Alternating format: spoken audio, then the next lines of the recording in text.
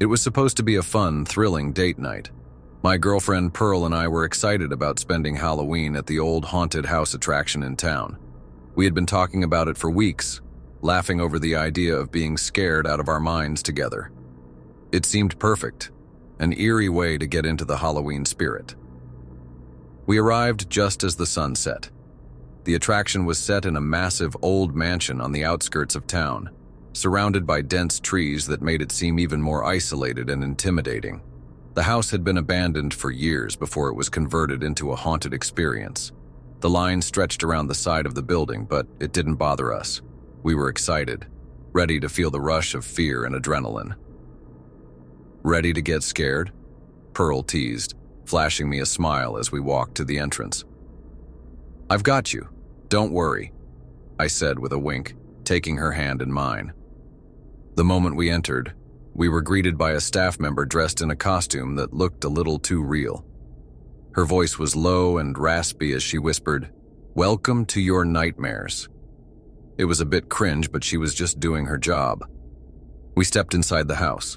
It looked just like any other haunted house. Pearl squeezed my hand as we walked further into the first room. As we passed a row of mirrors, I could have sworn I saw someone standing just behind us for a brief moment. I turned quickly, but the room was empty. "Did you see that?" I whispered to Pearl. She looked at me, wide-eyed. "I didn't see anything, but it's probably just part of the show, right?" she said. I nodded, trying to brush off the unease creeping up my spine. We continued through the dim, labyrinthine halls, passing by grotesque figures and unsettling noises. We came to a narrow corridor lined with old portraits that seemed to watch us as we walked by.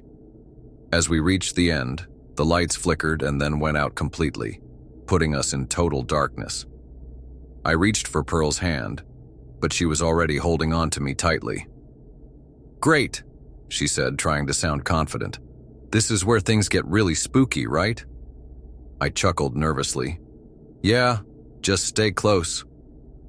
Then a voice echoed from somewhere in the dark. It didn't sound like the usual eerie, scripted voice of a staff member. All it said was, "Help me." I could tell Pearl was starting to get really scared, and so was I. "Did you hear that?" she whispered. I was trying to make sense of it. Was it part of the attraction? It had to be. This place had been set up for scares. But then why did that voice sound so real and desperate? Suddenly, the sound of footsteps echoed through the hallway towards us. "Hello? Is anyone there?" I called out, but there was no answer. I tightened my grip on Pearl's hand and started moving forward, instinctively pulling her with me. We turned a corner and the faintest light flickered ahead. We headed toward it. As we approached the source of the light, I saw something that stopped me in my tracks. It was a figure standing at the far end of the hallway, just barely lit up by the flickering light. It was a woman dressed in white. Her hair was hanging in disheveled strands over her face. She didn't move, just stood there, staring at us. I felt a chill run down my spine. This definitely wasn't part of the attraction. Who are you?" Pearl said. The woman didn't answer. She just stood there with a tilted head. "Let's go," I said, tugging at Pearl's arm. I wasn't sure why, but I felt an overwhelming need to get away from the woman, away from this place. But as I turned, the hallway in front of us was gone. There was nothing but blackness. The walls seemed to have moved. We had no choice but to turn back toward the woman. Her posture had changed. Her head was no longer tilted. She was facing us directly. We were trapped. The voice started pleading again. "Help me. Help me." The light where the woman was had now completely vanished, and we were once again in total darkness. All we could hear was the sound of her bare feet approaching us and her breathing getting louder and louder.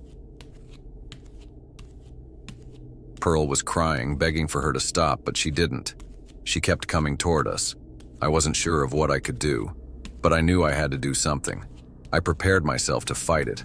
I was so scared, and Pearl begged me not to leave her. And just as the woman was about to reach us, the lights flickered back on, and we found ourselves back at the entrance of the house. I blinked. I was so disoriented. The voice were gone. The woman was gone. We were standing in the lobby where other people were laughing and chatting, completely oblivious to what had just happened. But Pearl and I both knew something had changed. "What the hell just happened?" Pearl shouted. I didn't have an answer. We decided we had enough and left the haunted house. As we were leaving, I noticed something that sent a chill through my body. Our reflection in the window. Behind us, the woman in white stood just out of sight, watching us. And then, just as quickly, she was gone. We didn't speak much on the way home. Neither of us knew how to process what we had just experienced. But one thing was clear. Whatever it wasn't part of the attraction. From that day forward, we stuck to more romantic date nights.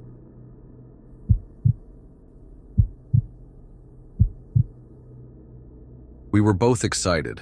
Just me, Natalie, and a quiet afternoon picnic in the woods. She had been looking forward to it for days, and after a stressful week at work, I couldn't think of a better way to unwind than a few hours in nature, away from the noise of the world. The weather was perfect. It was sunny with a crisp breeze. The kind of day where the trees sway gently and everything feels like it's moving in slow motion. We hiked deeper into the woods, away from the well-trodden trails. Natalie had picked the spot, and it was beautiful, secluded, with a little clearing surrounded by trees and a small stream trickling nearby. It felt like something out of a postcard. It was perfect. After laying out the blanket, we set up our spread: sandwiches, fruit, a couple of cold drinks, and a thermos of tea. We talked, laughed, and took in the surroundings. The woods were peaceful, but there was something strange about the stillness. No birds chirped, no rustling animals. It felt too quiet. "I love this place," Natalie said, looking around with a content smile. "It's so serene." "Yeah, it's perfect," I agreed. But even as the words left my mouth, a flicker of unease crawled up my spine. I couldn't place it, but something was off. I shrugged it off, trying to focus on Natalie. After a while, we lay back on the blanket, soaking in the sun. It wasn't until I noticed a strange sound, a soft crunching noise, that my attention snapped back to the surroundings. I glanced over at Natalie, but she was staring up at the sky, blissfully unaware. I sat up and looked around, but there was nothing. Then a few minutes later, it happened again. This time it was closer. A faint crunch, as if someone was walking through the undergrowth near the edge of the clearing. I stood up, squinting into the woods, trying to catch a glimpse of movement. But there was still nothing. "Everything okay?" Natalie asked, sitting up and noticing my tense posture. "Yeah, I think I heard something. Maybe a deer," I said, trying not to alarm her. Natalie nodded, clearly not as concerned, and went back to enjoying her tea. I, however, couldn't escape the feeling that we were being watched. It wasn't just the noise. It was the sense of presence, like someone was lurking out there. I tried to rationalize it. The woods were full of animals, maybe even other hikers. Still, I couldn't quiet the nagging feeling in the back of my mind. I walked around the clearing, checking the perimeter. Nothing seemed out of place. I felt ridiculous, but the feeling persisted, gnawing at me. I tried to dismiss it, but I couldn't help it. As I circled back to the blanket, I noticed a single set of footprints leading toward the clearing. They were fresh. The mud was still soft and dark around the edges, like someone had just walked through moments ago. "Natalie," I whispered. Natalie looked up, clearly confused. "What is it? Did you see anyone else out here? Anyone walking through?" She frowned, looking around. "No. Why?" I pointed to the footprints. "These weren't here when we arrived. They look fresh." "That's weird. We've been here for hours." I scanned the trees again. Then faintly I heard someone walking, crunching on the forest floor behind us. I span around, but there was no one there. "Okay, that's creepy," Natalie muttered. "Maybe it's just someone else out for a walk?" But I wasn't so sure. The tracks didn't make sense. If someone had walked past, we would have seen them when we arrived, especially if they were that close. I glanced at Natalie. Her face was now pale. I could tell she was starting to feel it too. "Let's pack up," I said. "I think it's time to go." But just as we started gathering our things, I heard something again. A voice, distant. It was hard to make out at first, but then it became clearer. "You'll die here." The words were faint but distinct. My blood ran cold. I felt paralyzed. I looked at Natalie. Her face was locked in confusion, but I could tell she'd heard it too. We stood there for a moment, staring at each other, unsure of what to do. Should we check it out?" Natalie asked. "No," I said quickly. "No, we need to leave. Now." I tossed the blanket into the basket and grabbed Natalie's hand, pulling her toward the path, but something stopped us. In the distance, barely visible between the trees, stood a man, completely still, watching us. I pulled Natalie toward the trail. We didn't stop running, not until we reached the car, breathless and shaking. As we drove away, I glanced in the rearview mirror, half expecting to see him standing in the road. But there was nothing. Someone had been in the woods with us, and that voice and those words, "You'll die here," was still stuck in my head. The man obviously had bad intentions, and I can only imagine what would have happened to us if I wasn't so paranoid.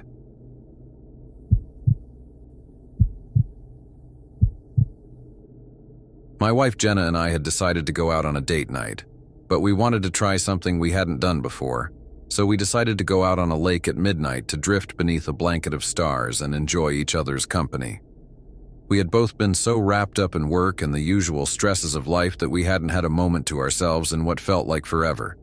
So when the opportunity came to rent a boat from a small lakeside cabin, we jumped on it. The boat was a small, old rowboat. Nothing fancy, but it was perfect. It was the kind of boat you'd expect to see in a cozy, sleepy town. The kind you'd take out for an easy, peaceful ride. The kind you'd take if you were in the mood to be away from everything. We launched the boat off the small dock. The water was still and almost glass-like under the moonlight. "This is perfect," Jenna said. She laid back against the boat's edge, staring up at the sky. I smiled. "Yeah, it's like our own little slice of peace." We paddled out further into the lake. The deeper we got, the more we seemed to leave the world behind. The distant lights from the shore were nothing but tiny pinpricks now, and the lake stretched out endlessly around us. It felt like we were the only two people alive in the world. The vast, empty lake, the dark woods around the edges, and the quiet. Everything seemed a little too isolated. Still, it was just the kind of solitude we needed. But then something strange happened. We reached the middle of the lake, and the quiet, peaceful atmosphere suddenly shifted. It was as if the temperature had dropped by several degrees in a matter of minutes. I shivered slightly and glanced over at Jenna, who had wrapped her arms around herself, her gaze shifting nervously around the lake. "Is it just me, or did it just get freezing out here?" she asked. I nodded, pulling my jacket tighter around me. "Yeah, I noticed that too. The air didn't seem right anymore." I tried to dismiss it. It was probably just the chill of being out on the water at night. But then a splash came from somewhere close to the boat. I turned, scanning the lake. I couldn't see anything. The water was perfectly still. "Did you hear that?" I asked Jenna. "Yeah. What was that?" I strained my ears, listening for any other sounds, but everything was still. No wind, no animals, nothing. Just the soft rocking of the boat and the faint sound of water dripping from the oars. I shrugged it off. Probably a fish or something, I don't know. But even as I said it, I didn't feel sure. I glanced nervously toward the shore, where the lights were barely visible through the thickening fog. We hadn't noticed the fog roll in, but now it was there, creeping along the water's surface, thick and white. It came so fast. 1 minute it wasn't there, and the next it was a thick blanket rolling toward us. The fog was so dense that the lake ahead of us became obscured. "Is this normal?" Jenna asked. I could tell she was nervous. She was sitting up, pulling her legs close to her chest. I shook my head. "No, it's not." The fog was moving fast. We couldn't see anything beyond a few feet in front of the boat. Suddenly, I heard another splash. This one was louder and closer. I turned, this time panic creeping into my chest. "Jenna, did you—" But before I could finish, I saw something move in the fog, a shadow flickering just on the edge of my vision. My heart slammed against my ribs, and I felt an overwhelming sense of dread rush through me. The shadow disappeared as quickly as it had appeared, but the feeling didn't go away. "Okay, let's get out of there," I said. But as I began to row, I realized that the shore, the direction we had come from, seemed farther away than it should have been. The lake was vast, but we hadn't been out here for long. We should have been able to see the shore clearly. I rowed faster, but the boat felt like it wasn't moving at all. It was like the lake had become a trap, and no matter how hard I rowed, we weren't getting any closer to land. Is it just me, or are we not going anywhere? I didn't answer. My focus was on the water and on how we weren't moving. And then, just ahead, a figure appeared in the mist. It was a person, at least it looked like one. Standing motionless in the water, its arms by his sides.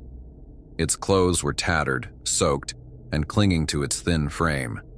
Its face was obscured by the mist, but I could tell it wasn't moving either. It was just standing there looking at us. I felt my stomach drop. My instincts screamed to turn the boat around, to row as fast as I could in the other direction. "Who is that?" Jenna shouted. "I don't know, but we need to leave, now." Without thinking, I turned the boat around and started paddling as fast as I could. My arms burned with the effort, but no matter how hard I rowed, it felt like the fog was pulling us in, thicker and closer, and the figure, it was still there. Every time I looked ahead, it seemed like it was getting closer. It wasn't just standing still anymore. It was moving toward us, walking through the water. I could finally see its face. It was pale and wrinkled. "Row!" I shouted. Panic was flooding me now. We had to get out of there, but no matter how fast I rowed, it felt like we were stuck in place, like the fog was dragging us backward. Jenna screamed, asking who he was, but I couldn't answer. All I could think was that we had to get away.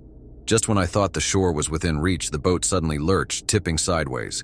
We both grabbed for balance, nearly falling into the water, and I could have sworn I saw something moving beneath the surface.